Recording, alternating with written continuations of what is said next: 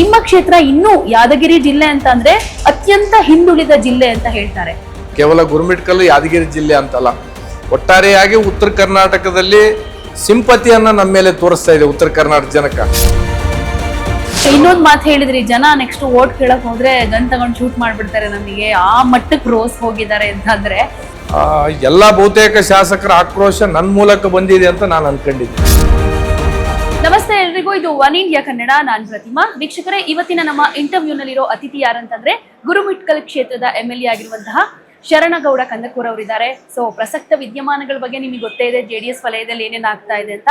ಅದರ ಜೊತೆಗೆ ಸದನದಲ್ಲಿ ತಮ್ಮ ಸ್ಪೀಚ್ ಮೂಲಕ ಹೆಚ್ಚು ಗಮನ ಸೆಳೆಯುವಂತ ಯಂಗ್ ಲೀಡರ್ ಅಂತ ಹೇಳ್ಬೋದು. ಸೊ ಏನು ಹೇಳ್ತಾರೆ ಅವರ ಪಕ್ಷದ ಬಗ್ಗೆ, ಜೊತೆಗೆ ರಾಜಕೀಯ ಬೆಳವಣಿಗೆಗಳ ಬಗ್ಗೆ ಒಂದಷ್ಟು ಮಾತನಾಡೋಣ. ಸರ್ ನಮಸ್ತೆ, ಕಾರ್ಯಕ್ರಮಕ್ಕೆ ಸ್ವಾಗತ.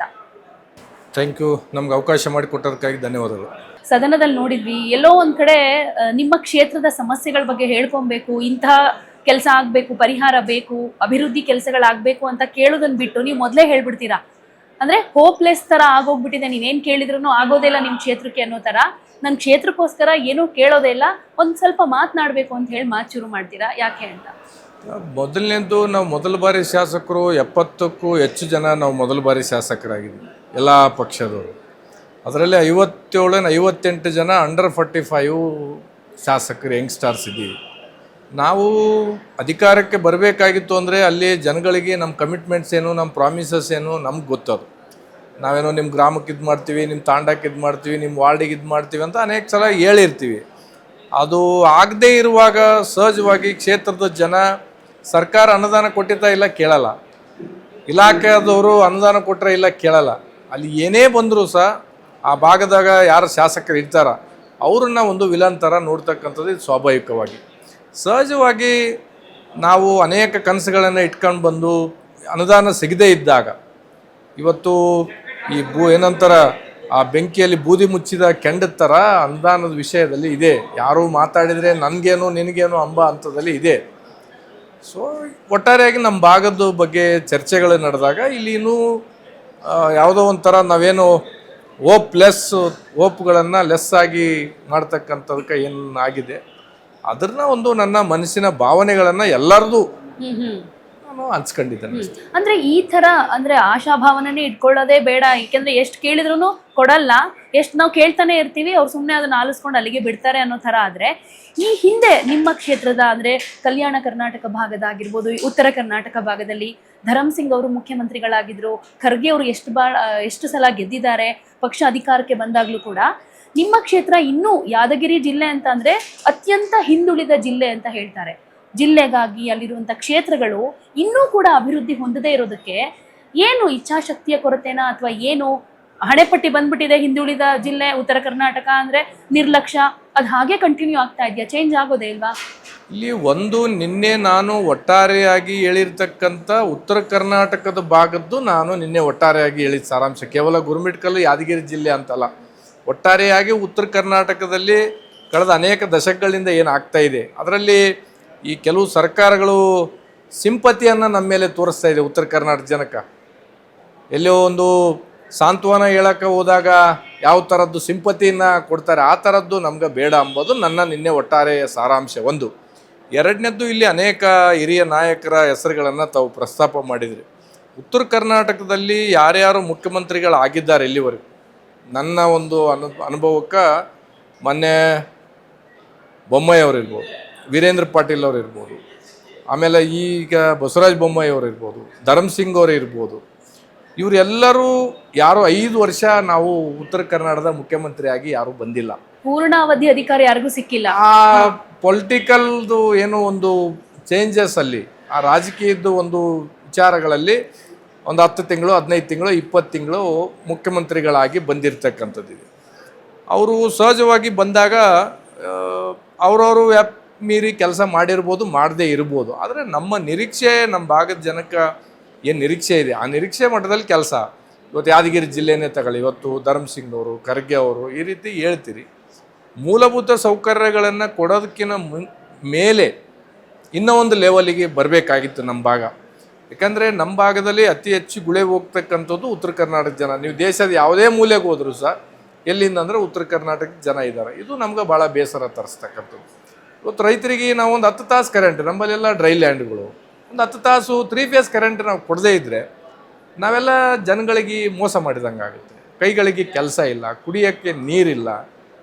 ಒಂದು ಹೆಚ್ಚು ಕಡಿಮೆ 79-80 ವರ್ಷಕ್ಕೆ ನಾವು ಸ್ವತಂತ್ರ ಬಂದು ನಿಂತರು ಮೂಲಭೂತ ಸೌಕರ್ಯಗಳಿಗೆ ಕೊಟ್ಟಿಲ್ಲ ಅಂತ ನಾನು ಯಾರೋ ಹಿಂದಿನವರಿಗೆ ದೋಷಣೆ ಮಾಡೋಕ್ಕೆ ಹೋಗಲ್ಲ.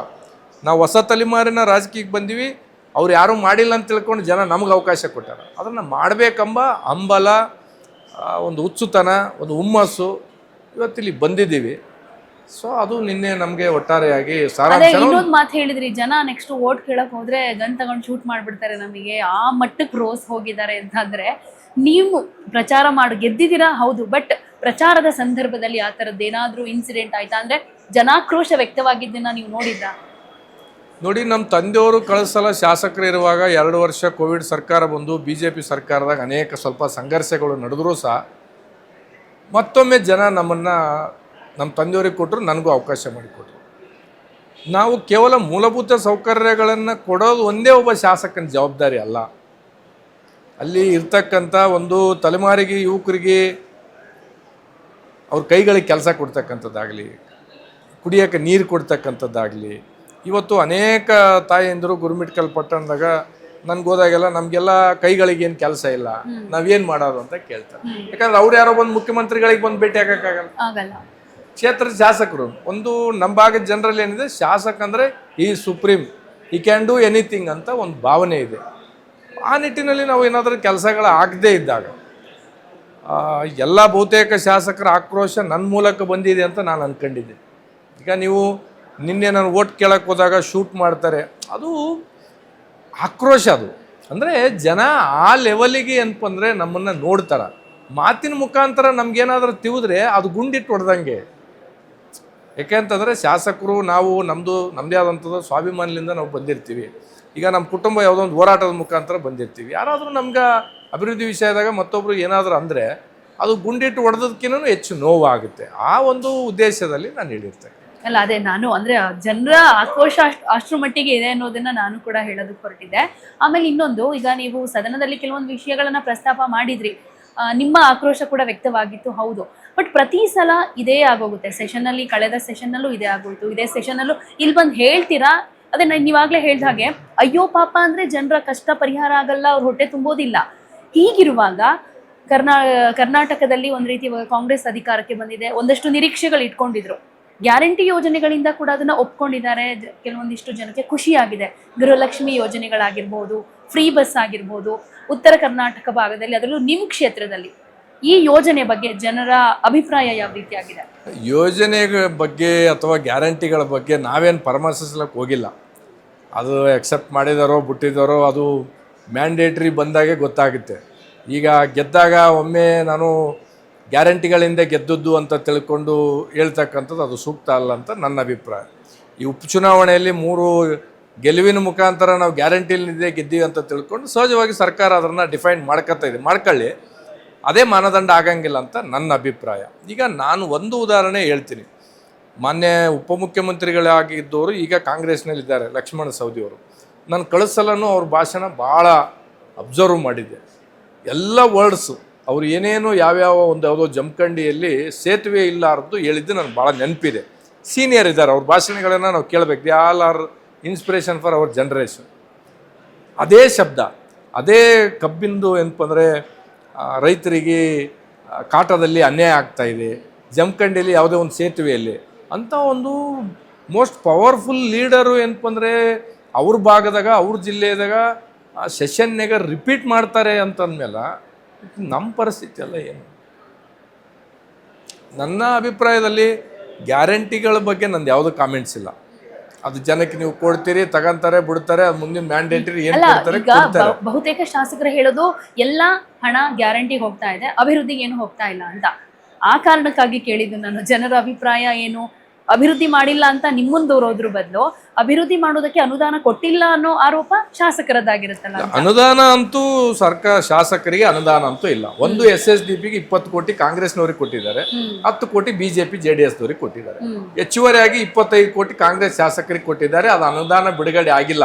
ಇದು ಬಿಟ್ರೆ ಬೇರೆ ಯಾವ ಅನುದಾನನೂ ಬಂದಿಲ್ಲ. ನೀವು ಯಾವ ಶಾಸಕರಿಗೂ ಆಫ್ ದ ರೆಕಾರ್ಡ್ ಕೇಳಿದ್ರು ಇದೇ ಉತ್ತರ ಕೊಡ್ತಾರೆ. ನನ್ನ ಅಭಿಪ್ರಾಯದಲ್ಲಿ 140 ಜನ ಕಾಂಗ್ರೆಸ್ ಶಾಸಕರಿದ್ದಾರೆ. ಅವ್ರು ಏನಾದರೂ ಸೀಕ್ರೆಟ್ ವೋಟಿಂಗ್ ಇಟ್ಬಿಟ್ರೆ, ಗ್ಯಾರಂಟಿ ಬೇಕಾ ಅಭಿವೃದ್ಧಿಗೆ ಅನುದಾನ ಬೇಕಂತ ಸೀಕ್ರೆಟ್ ವೋಟಿಂಗ್ ಇಟ್ರೆ 140 ಜನರಕ್ಕೂ ಅದರಲ್ಲಿ ಮುಖ್ಯಮಂತ್ರಿಗಳು ಉಪಮುಖ್ಯಮಂತ್ರಿಗಳನ್ನು ಹೊರತುಪಡಿಸಿ ಬಹುತೇಕ ಸಚಿವರು ಶಾಸಕರು 138 ಜನನು ಅಭಿವೃದ್ಧಿಗೆ ಅನುದಾನ ಬೇಕಂತೆ ಮತ ಹಾಕ್ತಾರೆ. ಇದು ಓಪನ್ ಚಾಲೆಂಜ್. ಗ್ಯಾರಂಟಿ ಪರ ವೋಟ್ ಕಾಂಗ್ರೆಸ್ ಶಾಸಕರಿಗೆ ಇಲ್ಲ ಅಂತೀರಾ? ಯಾಕಂದ್ರೆ ಏನಾಗುತ್ತೆ, ಗ್ಯಾರಂಟಿ ಒಂದು ಭಾಗ ಮತಗಳು ಬಂದಿರ್ಬೋದು, ಮೆಜಾರಿಟಿಗೆ ಬಂದಿರ್ಬೋದು, ಅದು ಬಂದಿರ್ಬೋದು, ಇಲ್ಲ ಅಂದನಲ್ಲ. ಆದರೆ ಶಾಸಕರು ಇಲ್ಲಿ ಬಂದ ಮೇಲೆ ಅನುದಾನನೇ ಕೊಡಂಗಿಲ್ಲ ಅಂತಂದಾಗ ಇದು ಅಪರಾಧ. ಯಾಕಂದರೆ 18 ತಿಂಗಳು ಮುಗಿದೋಯ್ತು. ಇನ್ನು 1.5 ವರ್ಷ ಅಭಿವೃದ್ಧಿ ಮಾಡಬೇಕು. ಆಮೇಲೆ ಆ ಕಡೆ 1.5 ವರ್ಷ ಮತ್ತೆ ವಿಲ್ ಗೋ ಟು ಎಲೆಕ್ಷನ್ ಮೂಡು. ಇದು ಕೇವಲ ಕಾಂಗ್ರೆಸ್ನವ್ರದ್ದು ಅಷ್ಟೇ ಅಂತ ನಾನು ಅನ್ನಲ್ಲ. ನಾವು ಶಾಸಕರಾಗಿ ಬಂದಿದ್ದೀವಿ ಅಂದಮೇಲೆ ಏನಾದರೂ ಕೆಲಸ ಮಾಡಬೇಕು. ಸಹಜವಾಗಿ ಒಂದಿಷ್ಟು ಸರ್ಕಾರದಾಗಿದ್ದವ್ರಿಗೆ ಜಾಸ್ತಿ ಕೊಡ್ರಿ, ಸರ್ಕಾರದಾಗ ಇಲ್ಲಾರ್ದವ್ರಿಗೆ ಕಡಿಮೆ ಕೊಡ್ರಿ, ಒಟ್ನಲ್ಲಿ ಕೊಡಿ ಅಂತ ನಮ್ಮ ಅಭಿಪ್ರಾಯ.